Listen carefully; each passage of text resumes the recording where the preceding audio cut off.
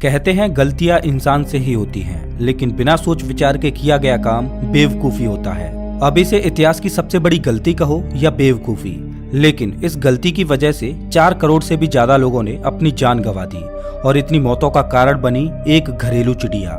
आखिर वो क्या कारण रहे जिससे घरेलू चिड़िया के कारण 4 करोड़ से भी ज्यादा लोगों को अपनी जान से हाथ धोना पड़ा? और आखिर इतिहास की वो सबसे भयानक गलती कौन सी थी, जानेंगे इस वीडियो में। नमस्कार दोस्तों, मैं हूं श्याम तोमर। स्वागत करता हूं आपका इस वीडियो में। दरअसल ये बात है 1958 की, जब चाइना के पीपल रिपब्लिक के संस्थापक माओ जेडोंग ने फैसला किया कि चाइना की अर्थव्यवस्था को उन्नत करके औद्योगिक और आधुनिक अर्थव्यवस्था में बदला जाए। उस समय चाइना पूरी तरह से कृषि प्रधान देश था और एग्रीकल्चर ही चाइना की अर्थव्यवस्था का आधार था। माओ जेडोंग चाइना को विश्व की सबसे बड़ी अर्थव्यवस्था बनाना चाहते थे।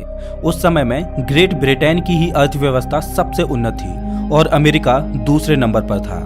माओ जेडोंग को चाइना में एक महान क्रांतिकारी के रूप में याद किया जाता है। माओ हर वो काम करना चाहते थे जिससे चाइना की अर्थव्यवस्था दुनिया की सबसे बड़ी अर्थव्यवस्था के रूप में जानी जाए। इसलिए माओ और उसके प्रतिनिधियों ने संकल्प लिया कि 1958 से लेकर आने वाले 15 सालों के भीतर हम चाइना की अर्थव्यवस्था को अमेरिका की अर्थव्यवस्था को पछाड़कर यूके की अर्थव्यवस्था के बराबर पहुंचा देंगे और उसके बाद यूके की अर्थव्यवस्था को भी पछाड़कर दुनिया की सबसे बड़ी अर्थव्यवस्था बन जाएंगे। और उन्होंने इसके लिए एक आंदोलन चलाया जिसका नाम द ग्रेट लीप फॉरवर्ड रखा, यानी आगे की ओर एक महान छलांग। ऐसा आंदोलन किसी देश के नेता के लिए सच में एक क्रांतिकारी कदम था। माओ का मानना था कि चीन की बढ़ती हुई जनसंख्या ही उसकी सबसे बड़ी ताकत है और अगर इस बढ़ती हुई आबादी को सही दिशा और रोजगार दिया जाए तो आर्थिक स्थिति में बदलाव देखे जा सकते हैं। इसलिए माओ ने गांव तथा शहरों में इंडस्ट्रियल प्रोडक्शन बढ़ाने को कहा और सभी से बोला गया कि अपने अपने घरों में छोटी छोटी भट्टियों में आयरन और स्टील बनाना शुरू कर दें। साथ ही फसलें भी आय का अच्छा स्रोत बन सकती थी, लेकिन इसके लिए अधिक उत्पादन की जरूरत थी।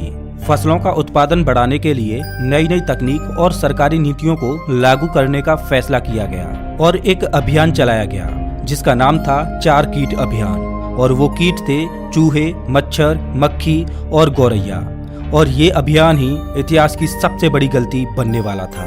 दरअसल माओ ने कहा था कि चूहे, मच्छर, मक्खी और गौरैया को देश में पूरी तरह से खत्म कर दिया जाए। कारण था चूहे, मक्खी और मच्छर तरह तरह की बीमारियां फैलाते थे, जिस वजह से इनकी वजह से हर साल लाखों लोग बीमारी की वजह से मारे जाते थे।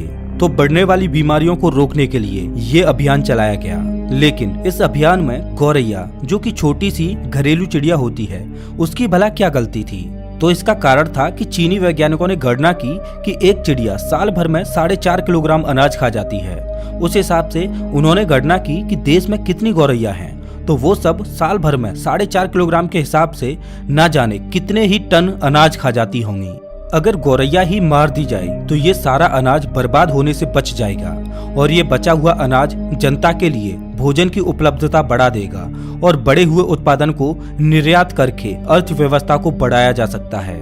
इसलिए माओ का कहना था कि हमारा देश इन 4 जीवों के बिना भी रह सकता है, इसलिए इन चारों को खत्म कर दिया जाए। ये एक अभियान नहीं बल्कि एक युद्ध था उन चारों जीवों के खिलाफ, जिसमें 5 साल से बड़े बच्चों से लेकर सेना के जवान तक शामिल हुए।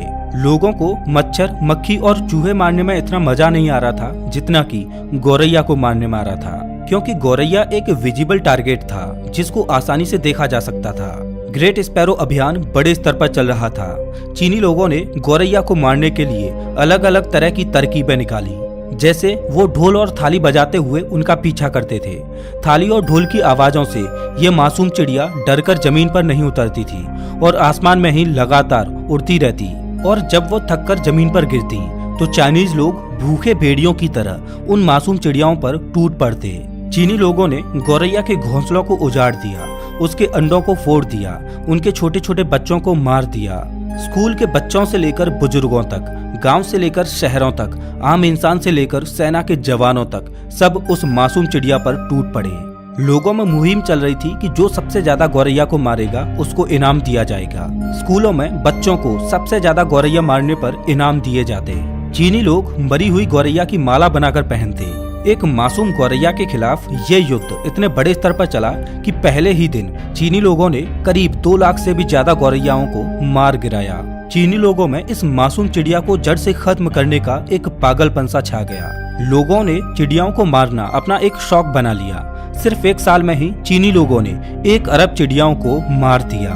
उसी समय की एक घटना है जब गौरैया का एक झुंड बीजिंग में स्थित पोलैंड की एम्बेसी में जाकर छुप गया। चाइनीज लोग उस गौरैया के झुंड को मारने के लिए एम्बेसी में घुसना चाहते थे, लेकिन एम्बेसी के अधिकारियों ने लोगों को गेट पर ही रोक दिया और अंदर नहीं जाने दिया। तो लोगों ने पोलैंड की एम्बेसी को चारों ओर से घेर लिया और जोर जोर से ढोल बजाने लगे, जिससे एम्बेसी में मौजूद चिड़िया उड़ने लगी और उड़ते उड़ते एम्बेसी में ही मारी गईं। चाइना में ये अभियान इसलिए चल रहा था कि वे अमेरिका और यूके की अर्थव्यवस्था को पछाड़ सकें। परिणाम स्वरूप महज 2 सालों के अंदर ही चीन में गौरैया की प्रजाति लगभग विलुप्त हो गई। लेकिन चीन के लोगों पर तो चिड़ियाओं को मारने का जुनून सा सवार था, इसलिए उन्होंने अब अन्य पक्षियों को भी मारना शुरू कर दिया था, जिस वजह से चीन में पक्षियों की प्रजाति लगभग विलुप्त होने की कगार पर आ गई। आखिरकार चाइना ने महज 2 सालों में ही इस अभियान को अंजाम दे दिया। चाइना ने भले ही इस अभियान में जीत हासिल कर ली हो, लेकिन कुदरत के साथ छेड़खानी करने की सजा अभी चाइना को भुगतना बाकी था। चाइना ने कुदरत के साथ कोई छोटी मोटी छेड़खानी नहीं की थी, बल्कि उसने कुदरत के फूड चेन सिस्टम को ही तोड़ दिया था। फूड चेन सिस्टम के अनुसार प्रकृति में हर एक जीव का अपना एक महत्व होता है। जैसे कि सांप चूहों और छोटे मोटे जीवों को खाते हैं और सांपों को चील खाती है। अगर प्रकृति में चील और सांपों को खाने वाले अन्य पक्षियों को खत्म कर दिया जाए तो प्रकृति में सांपों की मात्रा बढ़ जाएगी, और अगर प्रकृति में सांपों की प्रजाति को ही नष्ट कर दिया जाए तो प्रकृति में चूहों और अन्य जीवों की तादाद बेशुमार तरीके से बढ़ जाएगी, जो कि प्रकृति के संतुलन को ही बिगाड़ देगी। कहने का मतलब प्रकृति में से किसी एक प्रजाति के विलुप्त होने पर फूड चेन टूट जाएगी और प्रकृति का संतुलन बिगड़ जाएगा, और जब प्रकृति का संतुलन बिगड़ता है तो उसका खामियाजा बहुत महंगा भुगतना पड़ता है। चाइना ने अपने देश में गौरैया और अन्य पक्षियों को तो खत्म करवा दिया, लेकिन किसी ने भी ये नहीं सोचा कि गौरैया और ऐसे ही अन्य पक्षी छोटे छोटे कीट पतंगों को खाते हैं जो फसलों को नष्ट कर देते हैं। अब क्या था, फूड चेन सिस्टम टूटने से चाइना में कीट पतंगों की तादाद बढ़ने लगी, जिससे फसलें खराब होने लगी। कीड़े मकोड़ों की तादाद में ऐसा उफान सा आया जो थमने का नाम ही नहीं ले रहा था, और इन कीट पतंगों में सबसे ज्यादा टिड्डियों की तादाद बढ़ी। टिड्डियों के दल झुंड के झुंड आते और हजारों हेक्टेयर में फैली फसलों को कुछ ही देर में खा जाते। टिड्डियों के दल रातों रात किसी गांव पर हमला करते और उस गांव की फसलों को उजाड़कर अगले गांव की ओर बढ़ने लगते। चाइनीज लोगों ने इस तरह के विनाश की कभी भी उम्मीद नहीं की होगी। टिड्डियों के दल करोड़ों की संख्या में एक साथ हमला करते और फसलों को चट कर जाते, और चाइनीज लोग खड़े के खड़े देखते रह जाते। चाइना के लोगों ने टिड्डियों का ऐसा प्रकोप इससे पहले कभी नहीं देखा था।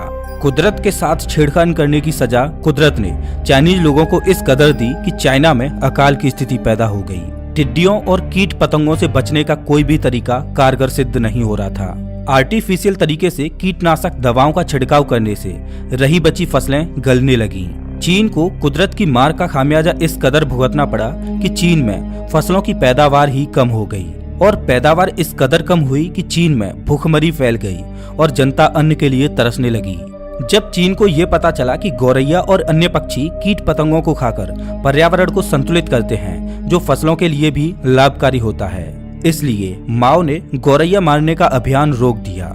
लेकिन तब तक बहुत देर हो चुकी थी। चीन की जनता अन्न के दानों के लिए तरस रही थी। चीन में अकाल और भूखमरी के कारण ऐसी हालत हो गई कि लोग मिट्टी खाकर पेट भरने लगे। परिणाम स्वरूप चीन में 4 करोड़ से भी ज्यादा लोग भूखमरी से मारे गए। लेकिन जैसा कि चाइना हमेशा करता है, चाइना ने आधिकारिक रूप से भूखमरी से मरने वालों की संख्या 1.5 करोड़ ही बताई। लेकिन विशेषज्ञों का मानना था कि भूखमरी से 4.5 करोड़ लोगों की जानें गई थीं। ये घटना चाइना के इतिहास में महान अकाल के नाम से जानी जाती है। चीन चला था दुनिया में अपनी अर्थव्यवस्था का लोहा मनवाने, लेकिन वहाँ के हालात ये हो गए कि वहाँ के लोगों को मिट्टी खाने पर मजबूर होना पड़ा।